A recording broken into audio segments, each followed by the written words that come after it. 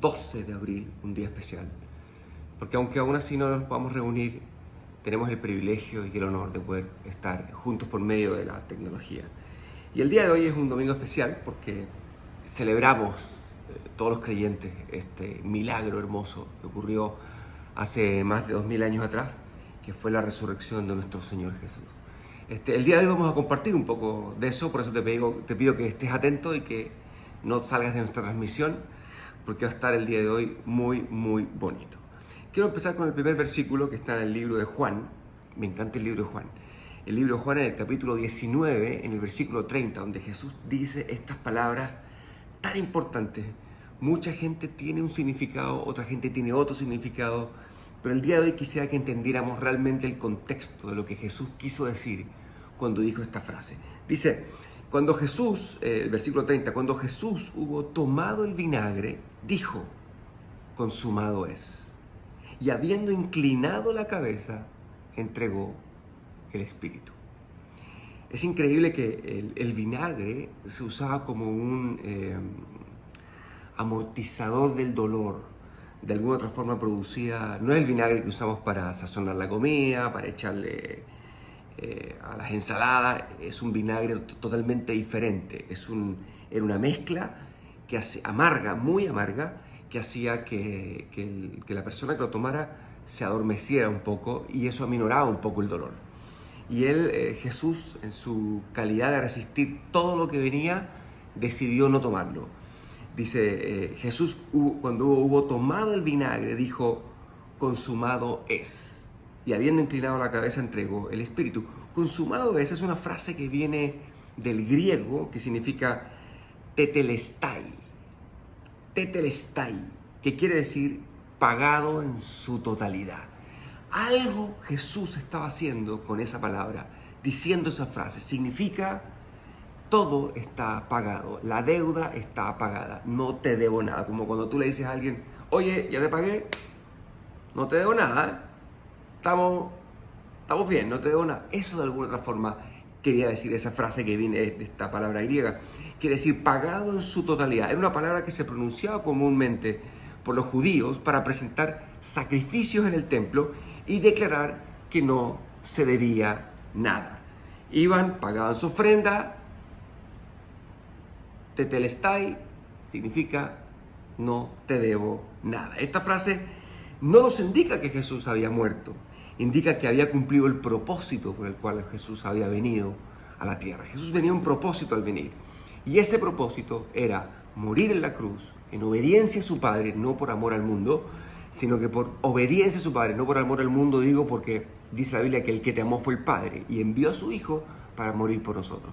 El que te amó primero es el Padre. Eso hay que entenderlo claro. Y Jesús murió, aparte de que nos amaba, Jesús murió por obediencia a su Padre. ¡Wow!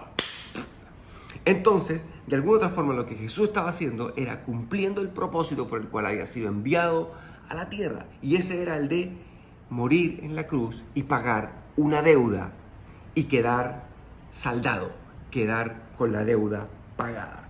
No nos indica que Jesús había muerto, sino que había cumplido esa tarea. Las últimas palabras de Jesús en la cruz nos indica que había un antes y un después. Lo que él había hecho era un milagro perfecto. Morir en la cruz y resucitar. Pero ahora vamos a llegar a esa parte. En el Antiguo Testamento los pecados se expiaban por medio de animales, por medio de estos machos cabríos, de estos animalitos que llegaban puros, sin mancha y eran sacrificados. Y la sangre mostraba de alguna u otra forma que esa familia era perdonada de sus pecados. En este caso, el macho cabrío, en este caso el cordero, para expiar los pecados de toda la humanidad, fue la sangre de Jesús. Y eso hace que el día de hoy tú tengas vida eterna. Eso es lo que la Biblia dice. Eso es lo que nosotros entendemos que la Biblia dice. Entonces, ¿qué fue lo que hizo Jesús con ese sacrificio? ¿Qué fue lo que hizo Jesús con esa muerte que duró 3 días? ¿Qué fue lo que hizo Jesús con ese sacrificio en esa cruz? ¿Cuál era el propósito? Pagar la deuda. ¿Qué deuda? Fíjate, dice la Biblia en Colosenses, capítulo 2, verso 14, dice, anulando el acta de decretos que había contra nosotros, que nos era contraria, quitándola del medio y clavándola en la cruz. Me llama la atención esto. Anulando el acta de decretos. O sea, quiere decir que había un acta de decretos en contra tuya. De alguna otra forma, entendemos que un acta se refiere a un documento manuscrito específico, un certificado de endeudamiento, algo que dice, que certifica que tú debes y que tú tienes que pagarlo con tu muerte, tú tienes que pagarlo con tu vida. No puedes pagarlo con dinero, no lo puedes pagar a meses sin intereses, no lo puedes pagar con una tarjeta de crédito, lo tienes que pagar con tu vida. Eso es lo que dice esa acta de decreto que estaba en contra tuya, que decía que estaba en contra de tu propia vida. Entonces Jesús, ¿qué fue lo que hizo con su sacrificio en la cruz? Tomó esa acta de decretos y la anuló, la rompió, la clavó él mismo en la cruz, y eso hace que esa acta de decretos ya no exista. Vuelvo a leer, se refiere a un documento manuscrito específico, un certificado de endeudamiento que puede ser traducido como una factura, como un pagaré, una cuenta de cobro o un registro de deuda. Antes teníamos una deuda. Había una deuda que pagar. Todos los seres humanos nacen con esa deuda, porque todos los seres humanos nacen con la naturaleza pecaminosa. ¿Por qué? Porque la Biblia dice que Adán nos representó en el Edén y que por su pecado y el de Eva, todos los hombres fueron hallados pecadores. Como he dicho muchas veces en otras instancias estando en la iglesia, a lo mejor tú no votaste por el presidente que está en este instante presidiendo. No votaste por él. Pero si él hace un negocio en Europa a favor de tu país, tú sales beneficiado, porque él te representa. Hayas votado o no hayas votado, te representa. Y como te representa, todo lo que él haga, para bien o para mal, te va a afectar. Lo mismo Adán. Adán cometió un pecado. Adán cometió un error grande, garrafal. Y ese pecado llegó y le llegó a todos los seres humanos y a toda la humanidad que iban a nacer después. Aunque tú no lo hayas hecho, él te representó.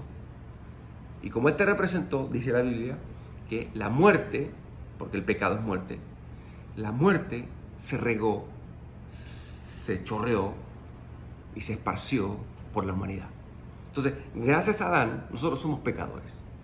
Nosotros tenemos esa naturaleza pecaminosa cuando nacemos. Y cuando nacemos, al nacer con esta naturaleza pecaminosa, nacemos inmediatamente con esa acta de decretos en contra de nosotros. Nacemos con esa factura. Los seres humanos no nacen con una tortilla o con una marraqueta o con un pedazo de pan bajo el brazo. No, nacemos con un acta de decretos que dice que nos es contraria, que dice que debemos, que dice que somos pecadores y que merecemos la muerte. Eso es lo que la Biblia dice.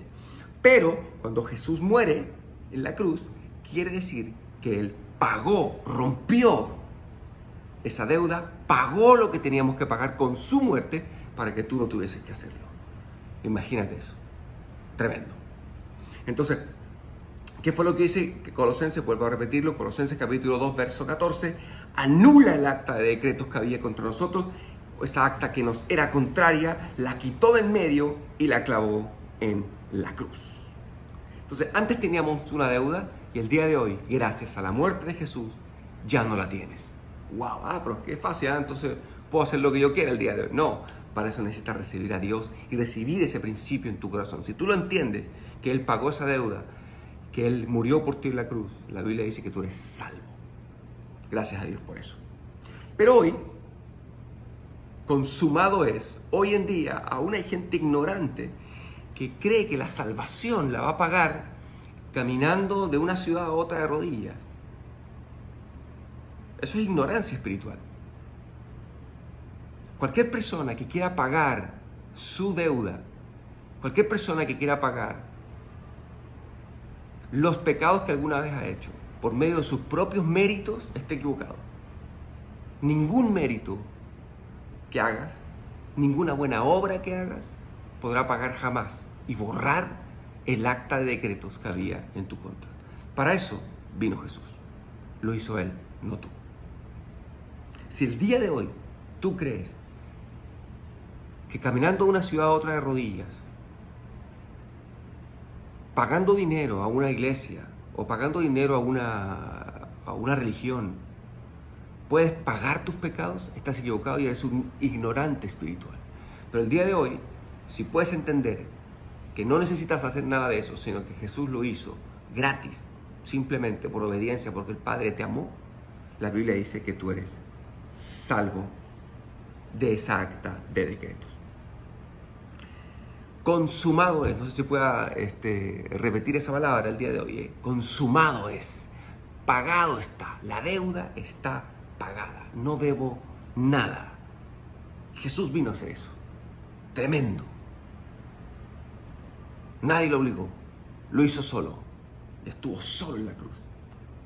Consumado es, la deuda está pagada. Pero me llama la atención lo que dice, por ejemplo, 1 Corintios capítulo 15, quisiera que viniera conmigo a la palabra, 1 Corintios capítulo 15, vamos a leer desde el verso 14 en adelante. Porque mucha gente piensa, lo que voy a leer, mucha gente piensa así el día de hoy. Muchos ignorantes, muchos ateos, gente que no conoce a Dios, gente que no cree en Dios, dice que muchos de lo que nosotros decimos o hacemos es porque estamos medios locos. Entonces dice la palabra en 1 Corintios capítulo 15, verso 14 en adelante, dice, y si Jesucristo no resucitó, fíjese lo que dice, y si Cristo no resucitó, vana es entonces nuestra predicación. Vana es también vuestra fe. Dice, y somos hallados falsos testigos de Dios porque hemos testificado de Dios que Él resucitó a Cristo, el cual no resucitó. Si en verdad los muertos no resucitan. Verso 16, porque si los muertos no resucitan, tampoco Cristo resucitó. Y si Cristo no resucitó, vuestra fe es vana. Aún estáis en vuestros pecados. Verso 18, entonces también los que durmieron en Cristo perecieron. Si en esta vida solamente esperamos en Cristo, somos los más dignos de conmiseración de todos los hombres. Si Cristo no resucitó, nosotros somos los más miserables y nuestra fe es vana y aún seguimos en nuestros pecados. Versículo 20. Bueno, el 20 lo vamos a leer después porque es el que más me llama la atención. Qué increíble dice esto. Vuelvo a leer el versículo 15. Dice, y si Cristo no resucitó, vana es entonces fue nuestra predicación. Vana es también nuestra fe. Si realmente Jesús no resucitó, nosotros todos los cristianos, todos los creyentes, todos los que estamos en una iglesia, todos los que trabajamos para Él, todo el esfuerzo que hacemos para Él, toda la predicación que hacemos, toda la saliva que gastamos, todo el tiempo que gastamos en compartirle a otros, sería en vano. ¿Entiendes eso? Sería en vano. Porque la salvación no se basa en tres clavos y una lanza. La salvación de la humanidad no se basa y no está basado en una corona de espinas. La salvación del mundo no se basa en los latigazos. La salvación del mundo no son todos los milagros que Jesús hizo. La salvación del mundo se basa en la resurrección de Cristo. No sé si entendiste bien, lo voy a volver así. La verdadera salvación se basa en la resurrección de Jesús. Eso es lo más importante, la resurrección de Jesús. El versículo 15, lo vuelvo a leer. Y si Cristo no resucitó, vana es entonces nuestra predicación, vana es también nuestra fe. O sea, toda la gente que realmente creyera o está mintiendo o se metió en la cabeza de que Jesús no resucitó, pero bueno, como no resucitó y es mentira, pues voy a hacer como que soy para ver qué gano. Morir predicando algo que no es cierto, que tú sabes que no es cierto, sería tonto de tu parte. Seríamos locos, estaríamos locos si estuviésemos dispuestos a morir por una mentira. Los millones de personas que han pasado por este planeta y que han sido creyentes habrían muerto por una mentira si realmente Jesús no resucitó. Dice el verso 16 y 17. Porque si los muertos no resucitan, tampoco Cristo resucitó. Y si Cristo no resucitó, vuestra fe es vana. Aún están en vuestros pecados. Los pecadores sabemos que hemos sido perdonados. Sabemos que por medio de la resurrección de Jesús nosotros somos perdonados. Si realmente Jesús no resucitó, entonces no solamente no hemos sido perdonados, sino que seguimos siendo pecadores y pecadores perdidos, pero perdidos. No sé si entendemos eso. Mira lo que dice el versículo 18. Entonces también los que durmieron en Cristo perecieron. Verso 19. Si en esta vida solamente esperamos en Cristo, somos los más dignos de conmiseración de todos los hombres. Si Cristo no resucitó, nosotros somos los más miserables y nuestra fe es vana y aún seguimos en nuestros pecados. Versículo 20. Ponga atención. Porque esta es la cereza de cualquier pastel en el planeta. Mas ahora Cristo ha resucitado de los muertos.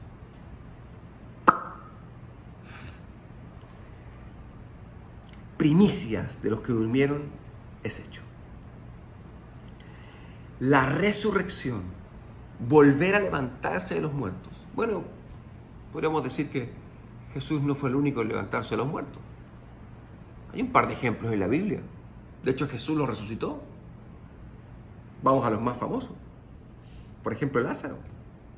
En el libro de Juan, en el capítulo 11, en el verso 43 y 44, dice que Jesús llega, donde Lázaro ya había muerto, ya tenía 4 días de muerto, estaba más muerto que muerto, y estaba dentro de esta tumba. Dice, y habiendo dicho esto, en el verso 43, clamó a gran voz y dijo, Lázaro, ven fuera. ¿Tú te imaginas la gente ahí diciendo, oye, ¿viste lo que Lázaro, ven fuera, a ver a qué hora va a salir quédate aquí un rato, a ver, grábate en el celular a ver qué es lo que va a pasar ahora? Imagínate, Jesús diciendo, Lázaro, ven fuera, y toda la gente diciendo, ¿y qué le pasa? ¿Cómo se te ocurre que va a andar resucitado? Y aparece Lázaro. Lázaro, ven fuera. Y el que había muerto, dice el versículo 44, y el que había muerto, o sea que el tipo estaba muerto, y el que había muerto, atadas las manos y los pies con vendas, y el rostro envuelto en un sudario, Jesús les dijo, desatadle y dejadle ir. Pero me llama la atención algo de Lázaro. Lázaro muere, Jesús lo resucita. ¿Y después qué? Pues Lázaro siguió siendo un pecador. Lázaro siguió siendo un ser humano. Cualquiera, un ser humano cualquiera. ¿Y qué pasó? Terminó muriéndose otra vez. Y después de que se murió otra vez,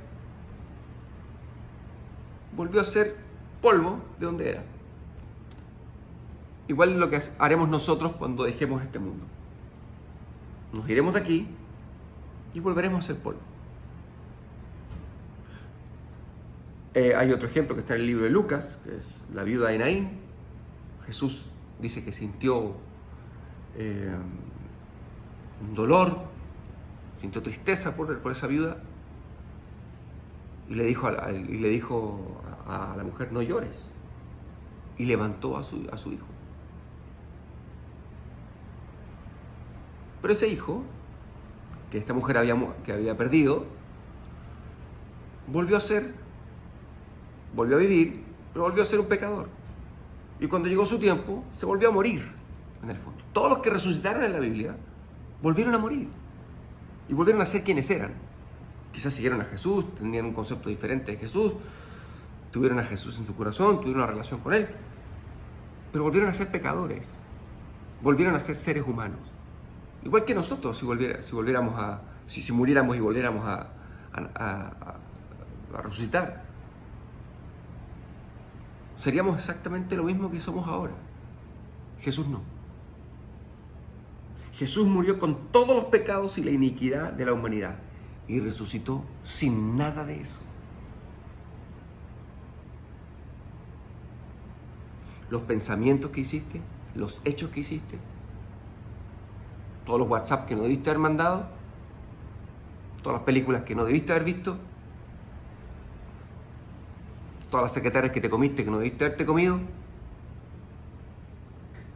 todas las balas que lanzaste, todo lo que hiciste. Jesús lo tomó y pagó la deuda. Y cuando llegó a este mundo otra vez, al tercer día, resucitó limpio otra vez, sin pecado alguno. La diferencia entre Lázaro, del hijo de la viuda de Naín, que acabo de dar el ejemplo, como te dije, ellos resucitaron y volvieron a ser seres humanos normales. Y después volvieron a morir en su vida natural, porque son seres humanos. Jesús murió, resucitó y aún vive. Esa es la diferencia. Jesús aún vive. Jesús no resucitó para morir otra vez como un ser humano. Jesús resucitó para siempre. En eso consiste. De eso se trata. De eso se trata lo que hizo todo esto. De eso se trata la salvación. Si tú crees eso, crees en el milagro más impresionante que ha podido vivir y experimentar la humanidad. Si tú crees eso, la Biblia dice que tú eres salvo. Si tú crees eso, la Biblia dice que Dios te perdona, que todos tus pecados, todos los que hiciste, todos los WhatsApp que te dije que hiciste, se fueron allá abajo. Que Jesús los borra. Y que eso que estaba escrito en esa acta de decretos que tenías contraria hacia ti, la Biblia dice que Jesús lo borra y lo clava en la cruz para que seas salvo. No tienes que irte de aquí a la iglesia de San Guchito, a la iglesia de no sé quién, de rodillas, flagelándote, pegándote. No tienes que pagarle nada a nadie. Jesús lo pagó. La deuda está pagada. Consumado es. Me llama la atención porque Jesús murió con todos los pecados y la iniquidad de la humanidad y resucitó sin nada de eso. Resucitó limpio, como te dije. Y todos los líderes religiosos que el día de hoy pudiéramos compartir, ya estoy terminando, todos esos líderes religiosos que fueron grandes personas, que nos enseñaron grandes cosas, que dejaron grandes enseñanzas en este mundo, el día de hoy están en una tumba. Y se murieron, no resucitaron obviamente, pero ya murieron. Por ejemplo, Buda, los restos de Buda fueron separados en 8 partes. 7 desaparecieron y una sola fue encontrada y reposan a los pies del Himalaya por el lado de la India. Así que podríamos decir que Buda, un tremendo líder espiritual, líder religioso, parte de sus restos muertos están a los pies del Himalaya por el lado de la India. Confucio, sus restos están en Khufu, provincia de Shandong, en China, donde hay un cementerio y un templo en su honor. Por ahí está. Tú vas a ir, vas a tocar la puerta de la tumba. Confucio, ¿estás ahí? No te va a contestar nadie porque se murió. Pero te puedo asegurar que el tipo está ahí. O sus restos muertos están ahí. Mahoma fue enterrado en la mezquita de Medina, en Arabia Saudita, con una capacidad de casi 600.000 fieles. Ahí está, enterrado en una mezquita. Y tú vas, le tocas la puerta. Mahoma, tampoco te va a contestar, ni te va a hacer milagros, ni te va a oír, de hecho no te va a oír nunca más.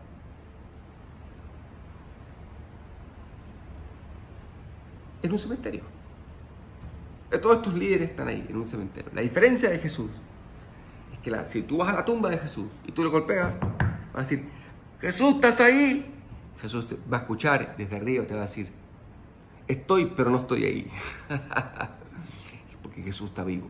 Si tú vas a la tumba de Jesús, no vas a encontrar absolutamente nada. Porque Jesús no está muerto. No van a encontrar nunca nada. Si la llegan a encontrar, jamás la van a encontrar. Y si la llegan a encontrar, nunca van a encontrar a nadie. Porque la tumba de Jesús está vacía. Y eso valida 100% lo que el creyente cree. Que Jesús no solamente vivió en este mundo siendo Dios y se hizo hombre, sino que también murió en la cruz, pagando esa deuda que teníamos todos los seres humanos, y esa muerte al tercer día hizo que resucitara. Y esa resurrección valida la crucifixión de Jesús, valida lo que nosotros creemos el día de hoy como creyentes en Jesús. Entonces, Jesús ya no está ahí. La resurrección fue lo que validó la muerte de Jesús. Por eso en esta Semana Santa no es el momento de tener tristeza. Sí, nos ponemos tristes porque recordamos, vemos las películas, lloramos. Entonces no es un momento de tener tristeza, sino que es un momento de tener regocijo. Todo creyente debería tener regocijo en su corazón, debería tener alegría en su corazón, porque esta es la semana donde nosotros tenemos que recordar, celebrar lo que Jesús hizo hace más de 2000 años. Jesús venció, siendo Dios, venció a la muerte, pero bien vencida, porque resucitó y Jesús sigue vivo. El cristianismo, lo que nosotros creemos, se basa en la resurrección de Jesús sobre la muerte. Si el día de hoy tú has entendido esto, has entendido que Jesús vino a este mundo en tu lugar, que murió en una cruz en tu lugar, que pagó el acta de decretos que tenías en forma contraria a ti, por ti. Si tú crees que Jesús pasó 3 días muerto y que al tercer día resucitó y que el día de hoy Jesús vive, la Biblia dice que tú eres salvo. Por eso quiero pedirte que si estás ahí y tú has entendido esto, si estás ahí quisiera que me acompañaras en una oración. Si tú nunca antes has recibido a Jesús en tu corazón, no, pues si yo lo conozco, Rodrigo, yo lo conozco bien. Una cosa es conocerlo y la otra cosa es tenerlo en tu corazón. Si tú has entendido lo que te he explicado el día de hoy y lo quieres meter en tu corazón, yo quisiera que hicieras esta oración pequeña. Ahí donde estás. Quisiera invitarte a que cierres tus ojos y que repitas conmigo: Señor Jesús, ¿estás ahí? Señor Jesús, yo te doy gracias porque he entendido este milagro que tú hiciste hace más de 2000 años atrás. Dile: yo creo que tú viniste a este mundo, que moriste en esa cruz y que gracias a ese sacrificio yo tengo vida eterna. Dile: yo creo que tú pagaste en esa cruz todos mis pecados y que el día de hoy yo tengo la opción de ser libre si te recibo en mi corazón. Dile: yo te recibo en mi vida, en mi familia, en mi corazón, y te hago el Señor y mi único y suficiente Señor y Salvador de mi vida. Desde el día de hoy te pido, esta parte es la buena, el día de hoy te pido que camines junto a mí el resto de mi vida. En el nombre de Jesús. Amén. Si tú hiciste esta oración, felicidades. Si tú hiciste esta oración de corazón, la Biblia dice que tienes vida eterna. Nadie te la regaló, nadie te la alquiló, nadie te la arrendó, nadie te la cambió, nadie te la dio a 6 meses sin intereses. No la compraste ni en Electra, ni en Falabella, ni en Almacenes París, ni en el Palacio de Hierro. Dios te la regaló. Si ese es tu caso y quisieras tener momentos de oración, quisieras que te ayudáramos, ahí abajito van a empezar a salir teléfonos, nuestras redes sociales para que te puedas conectar y estar junto de nosotros si necesitas alguna ayuda. Que Dios te bendiga. Y el día de hoy, domingo, es un día para regocijarse, celebrar la resurrección de nuestro Señor.